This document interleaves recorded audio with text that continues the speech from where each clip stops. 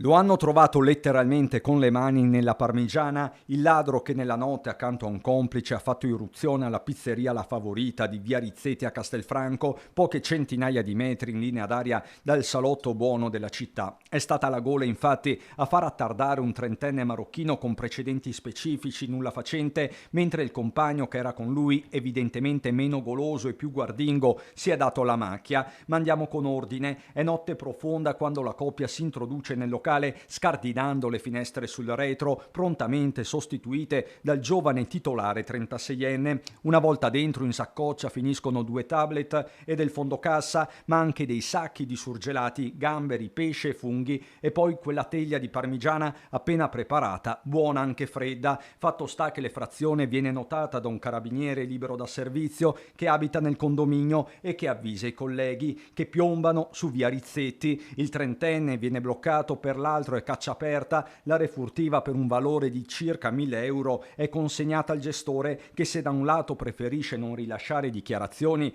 dall'altro ringrazia i militari dell'Arma per il pronto intervento. A parlare è il vicino, il titolare del bar 3.2. La situazione era tranquilla, era una serata dove eravamo concentrati sul maltempo, che era Castelfranco, quindi non mi sono accorto di momenti strani.